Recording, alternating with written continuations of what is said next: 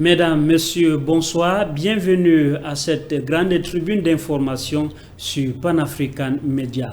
À la une de l'actualité, déstabilisation de l'Afrique par la France, le plan machiavélique du Quai d'Orsay de plus en plus dévoilé. L'Élysée vient de stopper net la publication d'un ouvrage écrit par son ex-ambassadeur au Niger, Sylvain Ité. L'ouvrage dénonce le projet de déstabilisation du Niger interdit avant même sa publication. Tension diplomatique Mali-Algérie. Stop F1 pour l'accord d'Alger de 2015. Le gouvernement de transition malien vient de mettre un terme à ce processus de paix et de réconciliation pour l'ingérence d'Algérie.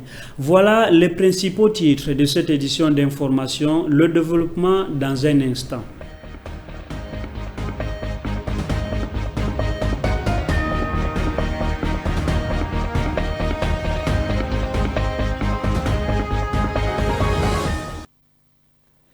Mesdames, Messieurs, une fois de plus, bonsoir. L'actualité panafricaine nous intéresse.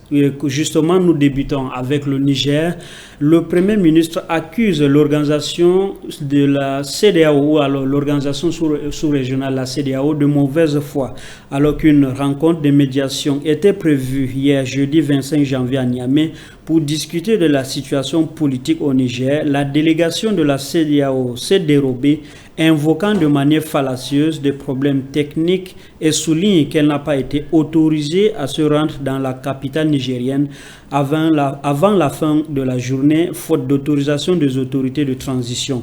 Face à cette déclaration, le Premier ministre nigérien Lamine Zen a dénoncé fermement l'attitude de mauvaise foi de Communauté économique des États de l'Afrique de l'Ouest lors d'une conférence de presse donnée par ce dernier. Selon Lamine Zen, la CEDEAO se défile plutôt que d'assumer un dialogue constructif avec le Niger, a-t-il déclaré. Le gouvernement nigérien reste déterminé à défendre avec force la souveraineté de son peuple.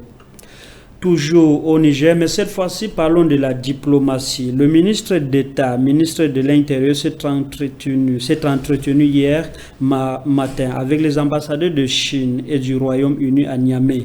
Ces entretiens s'inscrivent dans le cadre du développement des relations bilatérales du Niger avec ces deux puissances mondiales, notamment sur le plan sécuritaire et économique.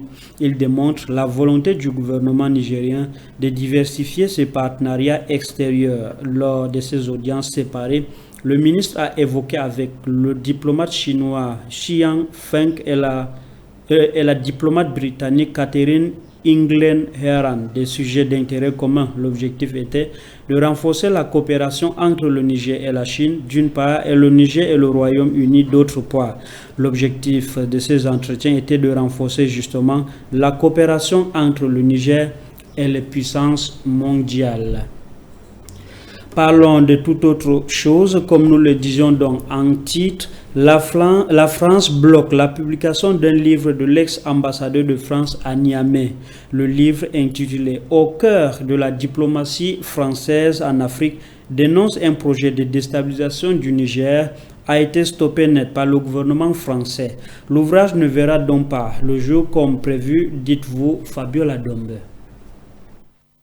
L'ex-ambassadeur de France au Niger, Sylvain Ité, a vu la publication de son ouvrage Au cœur de la diplomatie française en Afrique bloquée par le Quai d'Orsay. Le livre aurait révélé des informations sensibles sur le dispositif français de gestion de crise au Niger, notamment un projet de déstabilisation du régime nigérien à travers le chef rebelle Touareg Rissa Akboula. Le livre aurait présenté plus de risques que d'avantages.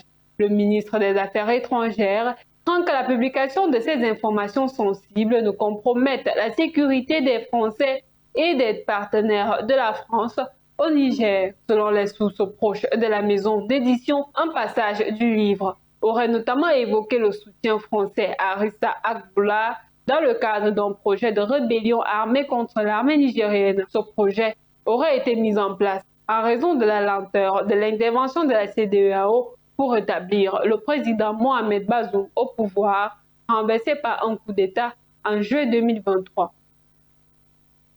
Comme on le dit souvent en Afrique, celui qui danse mal accuse son pantalon. Mesdames, Messieurs, nous sommes donc au Mali. Parlons de l'accord d'Alger de 2015. Ce top dans F1, le gouvernement malien constate l'inapplication de l'accord pour la paix et la réconciliation issu du processus d'Alger signé en 2015 et par conséquent, il annonce sa fin avec effet immédiat. Plus de précisions, c'est dans ce reportage. Dans son communiqué numéro 065, le gouvernement de transition du Mali fait part de développements critiques concernant l'accord pour la paix et la réconciliation issu du processus d'Alger signé en 2015. Les autorités de transition exposent 3 points majeurs, notamment la transformation de certains groupes signataires en acteurs terroristes, poursuivis par la justice malienne après des actes terroristes revendiqués, l'échec de la médiation internationale à faire respecter les obligations des groupes armés signataires, malgré les plaintes du gouvernement de la transition exprimées dans la lettre datée du 24 février 2023. Les actes d'hostilité et d'instrumentalisation de l'accord par les autorités algériennes, chefs de file de la médiation internationale, comme mentionné dans le communiqué numéro 64 du 25 janvier 2024. Comme mentionné dans le communiqué numéro 064 du 25 janvier 2024. Face à ces événements jugés suffisamment graves, le gouvernement de la transition déclare l'inapplicabilité de l'accord de 2015 et annonce sa fin immédiate. Il réaffirme son engagement pour une résolution pacifique de la crise malienne en tirant les leçons des accords précédents et en consolidant leur acte. Le gouvernement invite les groupes signataires non terroristes et les partenaires du Mali à participer au dialogue intermalien promu par son Excellence Assimi Goïta le 31 décembre dernier lors de son discours de fin d'année dans un esprit de paix et de justice.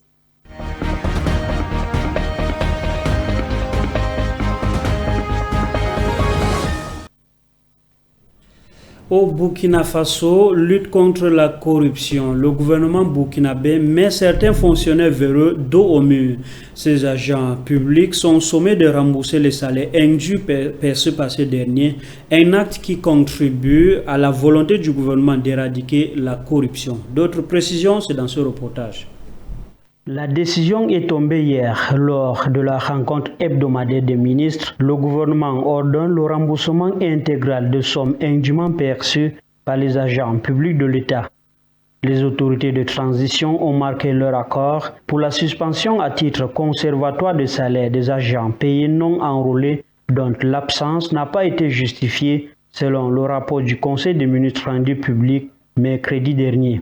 Lors de cette rencontre, il a été également ordonné le transfert des salaires des agents exerçant hors de l'Agence nationale de gestion de soins et de santé primaire sur le budget de leur structure de rattachement. Avec cet acte, la lutte contre la corruption prend une nouvelle tournure au Burkina Faso. Le président de la transition, Ibrahim Traoré, a lancé les hostilités à travers une phase répressive dont l'annonce a été faite il y a quelques jours en prélude à la journée nationale de lutte contre la corruption.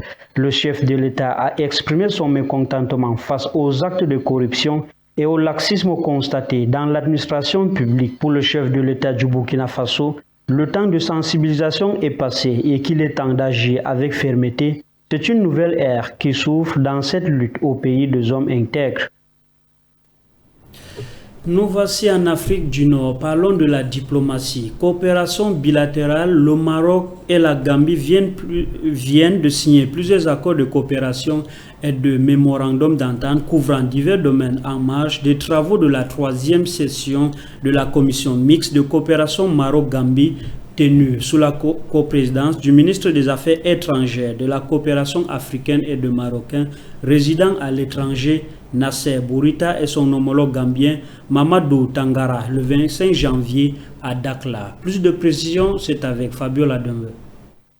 Les administrations douanières des deux pays ont signé un accord d'assistance mutuelle dans l'application de la législation douanière et la répression des infractions douanières. De plus, un accord de coopération dans le domaine de pêche maritime a également été signé, visant à promouvoir la coopération dans différents domaines de la pêche, tels que la recherche scientifique, l'aquaculture et les industries de transformation du poisson. Le Maroc et la Gambie ont également signé un accord sur le transport routier international de passagers et des marchandises dans le but de faciliter les échanges commerciaux entre les deux pays. Un mémorandum d'entente a été signé pour promouvoir la coopération commerciale entre les deux parties en encourageant l'échange d'informations, l'organisation de formations et la participation à des expositions et foires commerciales. Dans le domaine du tourisme, un accord de coopération a été signé pour promouvoir la coopération entre les agences de tourisme des deux pays, l'échange d'informations et la participation à des événements touristiques internationaux. En dehors des domaines suscités, un mémorandum d'entente a également été signé dans les domaines de la sécurité, la formation professionnelle, culturelle, scientifique, technique et socio-économique et dans le domaine du sport. En outre, un plan d'action entre les ministères de la Justice du Maroc et de la Gambie pour les années 2024-2025 a été signé à cette occasion avec pour but d'encourager l'échange mutuel du savoir-faire et le partage des bonnes pratiques. Actualité au-delà des frontières africaines. Conflit israélo-palestinien. Israël suspend ses vols vers l'Afrique du Sud. Peu avant le verdict de la Cour internationale de justice, la compagnie aérienne israélienne El Al a suspendu ses vols vers l'Afrique du Sud. Selon les autorités de l'État hébreu, cette suspension prendra effet d'ici le mois de mars 2024. D'autres précisions, c'est avec Fabio Ladombe. La compagnie aérienne israélienne El Al a annoncé vendredi 26 janvier qu'elle suspendrait ses vols pour l'Afrique du Sud à partir de fin mars, arguant d'une baisse de la demande du fait de la guerre entre Israël et le mouvement de résistance palestinien Hamas à Gaza et en raison des accusations de l'Afrique du Sud contre Israël devant la Cour internationale de justice pour avoir commis des crimes de génocide. Cette décision de l'État hébreu est intervenue quelques heures avant que la Cour internationale de justice ne rende son verdict dans le procès interné par l'Afrique du Sud contre Israël. En rappel, les 11 et 12 janvier, la Cour internationale de justice de La Haye a tenu 2 audiences publiques dans le cadre du début de l'examen du procès intenté par l'Afrique du Sud contre Israël pour avoir commis des crimes de génocide contre les Palestiniens dans la bande de Gaza. L'Afrique du Sud soutient de longue date la cause palestinienne. Le parti au pouvoir, le Congrès national africain, la liant souvent à sa propre lutte contre l'apartheid.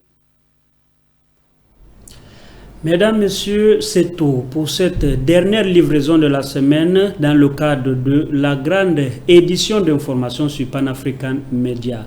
Nous vous souhaitons de passer un excellent week-end, mais surtout une bonne soirée à tous. Merci.